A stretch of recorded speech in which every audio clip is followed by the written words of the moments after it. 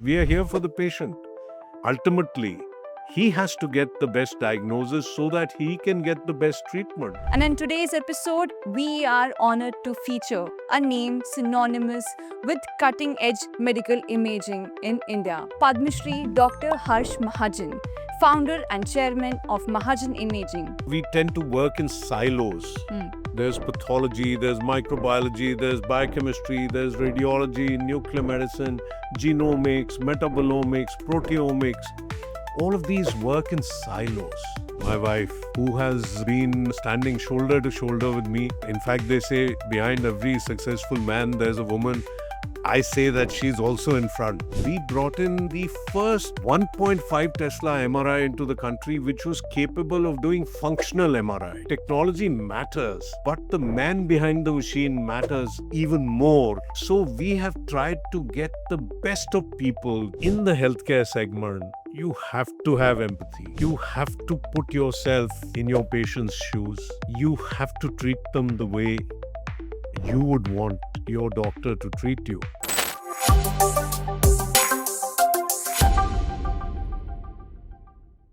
Hello and welcome all to Bold Voices, Voice of Healthcare's exclusive series where we bring you face to face healthcare change makers shaping India's future in association with Polymed. I'm your host, Simran Chaudhary. And in today's episode, we are honored to feature a name synonymous with cutting edge medical imaging in India, Padma Shri Dr. Harsh Mahajan, founder and chairman of Mahajan Imaging, a true pioneer in radiology and diagnostics excellence. Welcome to our show, sir. We are really happy to have you here. Thank you very much, Simran. It's an honor to be on this show. And at the outset, I must congratulate Polymed and especially Mr. Himanshu Baid, who in a short period of time has built an Indian multinational company manufacturing across the globe and really aspiring to be one of the top few in the world with cutting edge, world class quality of their products. It's a pleasure being here. Thank you so much for those kind words, sir. And now, without any delay, we would like to dive directly to your remarkable journey, your philosophy of leadership, and what drives innovation in the intersection of medicine and technology. Well, I would say that I'm, like many entrepreneurs, an entrepreneur by default. If you ask me, was there a vision? Was there some kind of great thought that I had as to what to do or where we are to go when we started? I would say there was nothing of the kind. It's just that I came back from the US after doing a fellowship in MRI. India's first MRI had got installed here in Delhi in a DRDO lab in Mass. This was 1988. And really, I came back to work there. I come from a middle class family. My parents were both teachers. And entrepreneur in the late 80s was not a commonly used word. As things happen sometimes in the government, it took nearly 2 years for a vacant position of a scientist C, something like an assistant professor, to be advertised, for the interview to be held. A date for interview would be given and then it would get postponed. And during that time, I started thinking that I'm the only trained MRI person in the country. मैं तो भूल जाऊंगा सब कुछ. So this thought came that should we do something on our own? And so I talked at home and, at home they said, ये पागल हो गया, करोड़ों की बातें करने लग गया है. And at that time, crore, you couldn't even, the word wouldn't come out. Yes, sir. This was the era of Lakhpatis. You had ek lakh ki lottery. But, somehow I persisted. And my father, he was principal in a public school. He talked to some of the businessmen parents who were his friends that my son has come back from the US and there's this new technology, MRI, that has come. Would you be interested in partnering to set up something? And one of them agreed. And that's how the whole thing started. So if you tell me, did I envisage something or did I plan? Absolutely nothing of the kind. So you can imagine how crazy we were But it's just that we persisted. They say the Urdu word for this is junoon, but without my partner's steadfastness that nahi dekh lenge, it wouldn't have happened. Definitely, sir. I can feel that Junoon word in your story.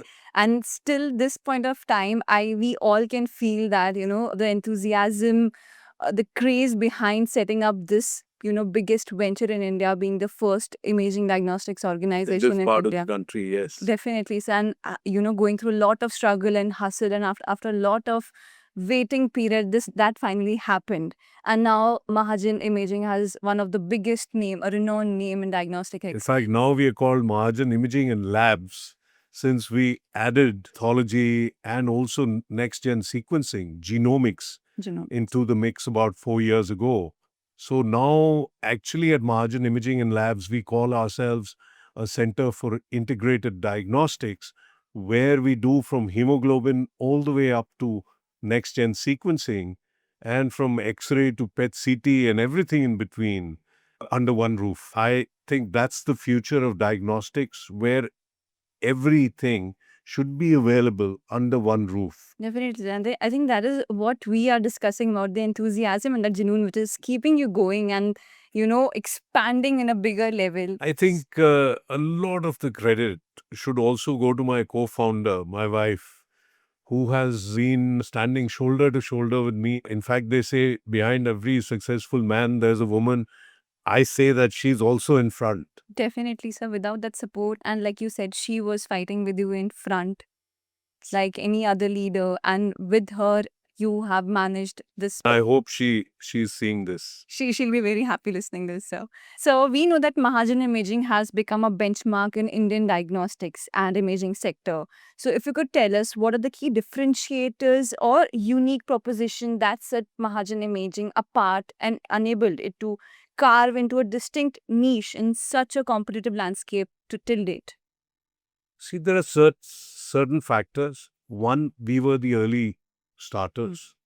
So when you are starting some new thing or bringing in some new technology, and this came into diagnostics, the onus rests on people who start or bring in new technology to also spread the word.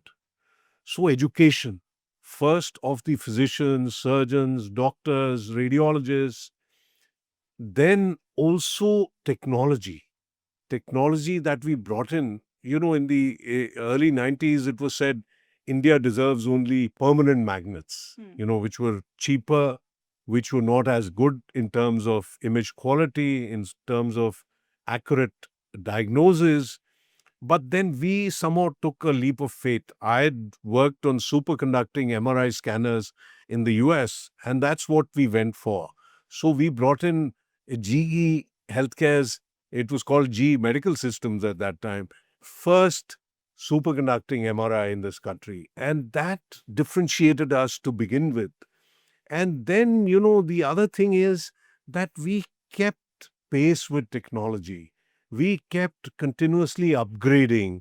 And in 1996-97, we brought in the first 1.5 Tesla MRI into the country, which was capable of doing functional MRI of the brain, of other body parts. And so, the radiologists and the doctors would understand. We brought in diffusion weighted imaging, perfusion weighted imaging, bold imaging, all of that. It wasn't the large government institutions, but a small private center which brought this in. And even after that, academics. We've been immersed in academics right from the beginning. We trained so many radiologists from within the country and many who came from neighboring countries. MRI was a new technology, and we've kept that trend. Then research. One would think that what is a private center doing in research, especially in the early days? Today, I think a lot of research, a lot of academics happens in the private sector and not just in medical colleges or in government sector. But we started that, and we've had formally DNB postgraduate students for the last 22 years. We've been in radiology, in nuclear medicine, and in research also. We've never kept said no to anyone. Actually, that's what enhances the passion. That's bread and butter. Imaging is fine, every case is a challenge, but newer technologies, bringing them into the country, CT, coronary angiography, dual energy CT, standing MRI, cone beam dental CT, all of these were some things. 3D, 4D ultrasound, we were always amongst the first to bring these in. Technology and the best of talent. Technology matters, but the man behind the machine matters even more. And so we have tried to get the best of people, the best of radiologists, the best of pathologists, the best of genomic specialists, the best of cardiologists into the mix. We have this kind of system in our centers where those who can afford pay full, and they kind of subsidize those who cannot pay full. And that system has worked very well for us for the last 35 years. And so it's a mix of things that happens. Our approach, Hmm.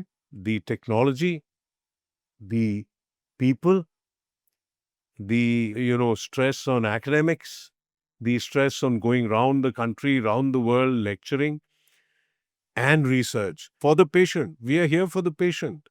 Ultimately, he has to get the best diagnosis so that he can get the best treatment and reduce the morbidity and mortality and get the best clinical outcomes. And that's where our focus has been, even though we've done well, even economically, financially, but that has been a byproduct. We've had so much pleasure in the other parts of what we've done in our diagnostic centers, through academics, research, lecturing, and showing the world that, you know, in India, radiology, pathology, diagnostics, genome sequencing is second to none, and that India has arrived as a healthcare destination. Definitely, sir. And I really don't have any words. And I'm also surprised whatever you just explained us and how margin imaging is not just only on one factor, but mixed of all the factors like you explained. Because of that, the growth and everything has happened. And in all the factors you guys are playing, working hard in terms of approach, in terms of academics, research, technology, people. Like you said, the blessings of people work. It works in positive direction. And I must also say that the next generation of Mahajan Imaging is also ready to take on the world in this time for the diagnostics excellence. Yeah, they're working hard, and that's good. We just heard the story, sir. But just another question in my mind, sir. You started back in 1990s or Yeah. earlier to that, sir. If you were to start your journey today in 2025, what would you do differently? And what would you still keep exactly the same to exist or to become the same, to have that same empire in today's time also? Simran, like I told you, we didn't start with any plan. There was nothing like a business plan, or I personally feel God charted my path. So I would leave it to God again, because we as individuals, with our limited intellect, our limited imagination, our limited thought process, what we can think about doing, I think God makes you do much, much more. He has his own way of charting your path for you. So I would again leave it to God to do it. In fact, I say this very often, that if God had given me a blank sheet of paper and a pen when I was 30 years old and said, Beta, apni kismat likh le, so I could never have imagined or written where he's brought me today. I would say you look at every opportunity, you look at whatever is there in front of you, and take a call. So I would still do the same. Here I can even tell you that radiology as a choice of specialty was my second choice. Okay. My first choice was medicine. And so after finishing my MBBS in Maulana Azad Medical College, I wanted to do MD medicine. And I went for this entrance exam to PGI Chandigarh. PGI Chandigarh, this was 1984, did not have a common entrance test. For every subject, there was a separate entrance test. So I wrote the exam for medicine, which I wanted to do, and I wrote the exam for radiology. I've even forgotten why I wrote the exam for radiology. मेरे को याद नहीं है कि मैं radiology क्यों भरा और क्यों उसका एग्जाम दिया. Maybe I read something at that time, or CT, MRI were just starting at that time. Maybe that's what, but I don't remember what was the catalyst for me to write that radiology exam. The whole thing got done, and next day, no list was put up. Next day, all the students were called into a conference hall, and there were 4 professors sitting on top, and those who qualified their name was called, and they would go up. Now, there were 2 seats in medicine and 2 seats in radiology, and my name was called, and I go up, and I'm told, they say, you are first on the waiting list in medicine, meaning I was third in the list, and you are first in radiology. And they gave me 3-4 seconds to choose. Again, it's God who made me choose the right thing, and I joined MD radio diagnosis and became a radiologist.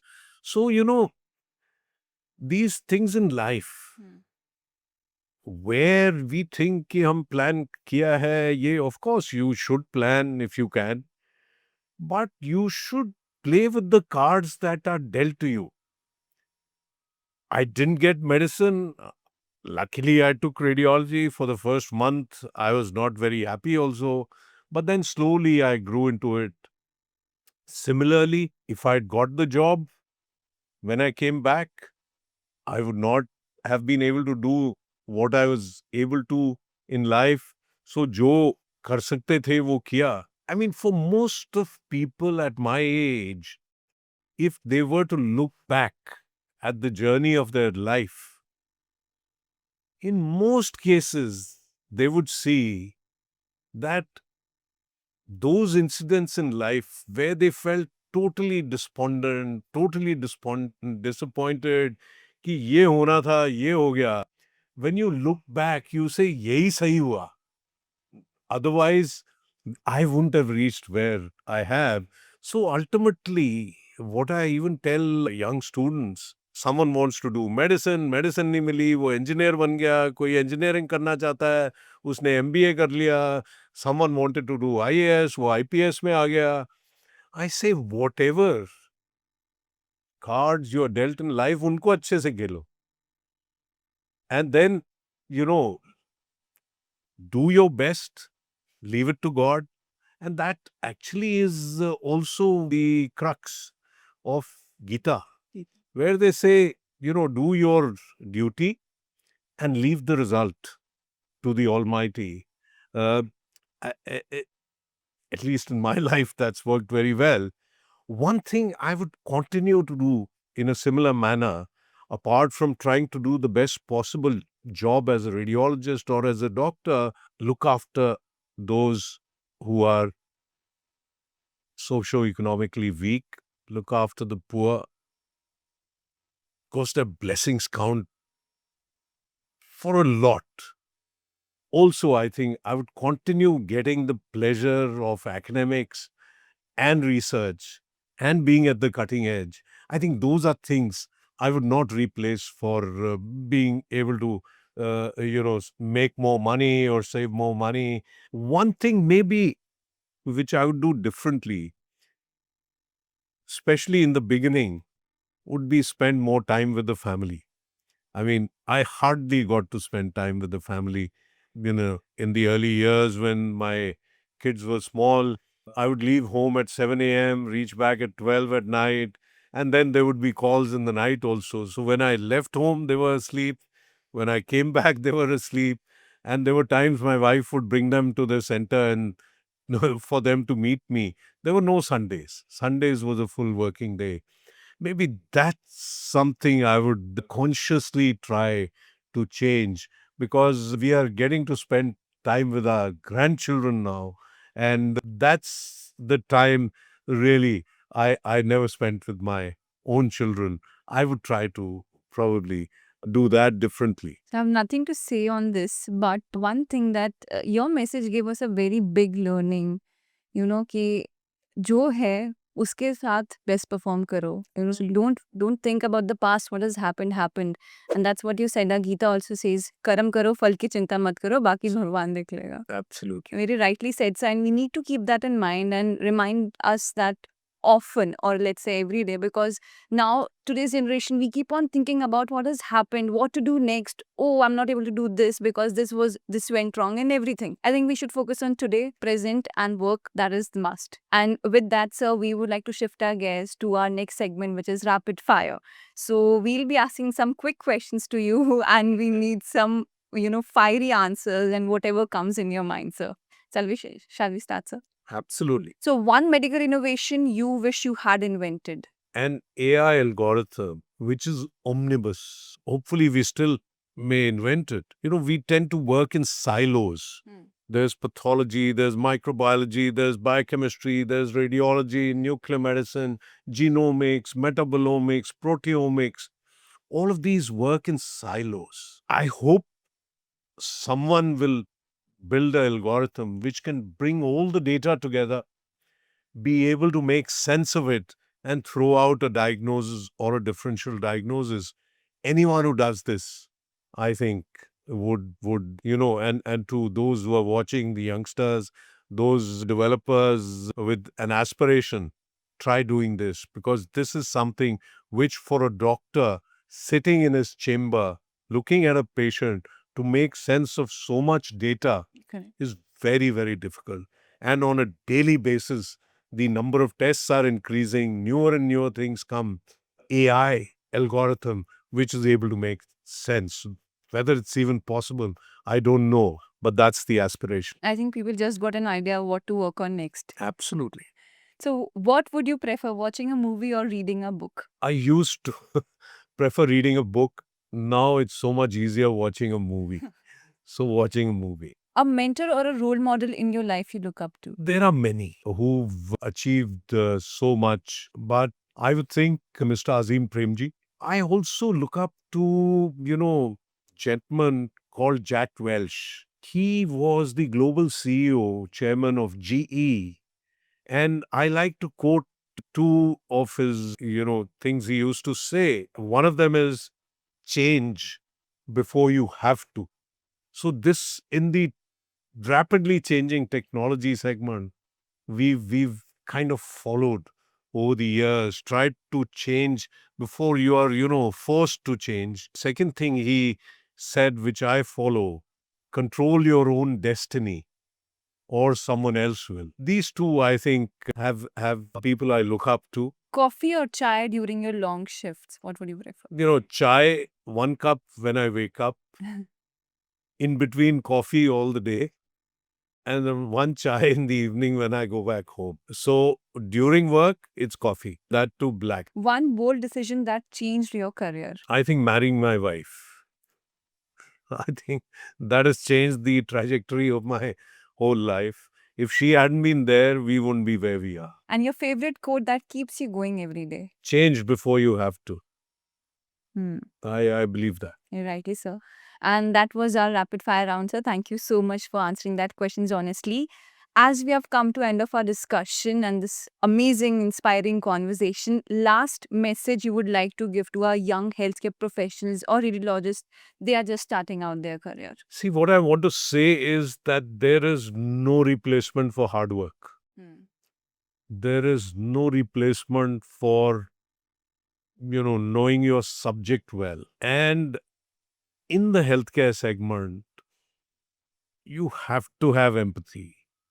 You have to put yourself in your patient's shoes. You have to treat them the way you would want your doctor to treat you. And also you have to listen. At times, it may seem frivolous that you know what the diagnosis is, you know what the treatment is, but you listen. And also, especially to radiologists, do try to meet the patient, even if it's for a minute, put a hand on the shoulder, just maybe explain very quickly the report. Because someone who's come to you thinks that you will do a good job, you will make the best possible report. But what he'll remember 10, 20 years later is those 2 minutes that you spent talking to him and explaining to him. That is what will keep him coming back to you. And that is what he will remember you, and remember you as an empathetic, sensitive, and caring doctor and caring person. That was so amazing, sir. And this conversation has been so insightful, inspiring, not only for me, but definitely for our audience also who are listening out there. Thank you so much for sharing your journey, your leadership quotes, styles, and how it all began and what the vision. It's been an amazing conversation, sir. Thank you so much for Thank joining you. us. Thank you very much. That was Dr. Harsh Mahajan with us, ladies and gentlemen, and we brought to you an inspiring, insightful journey of him. So stay tuned and stay with us for more such inspiring journeys. Thank you.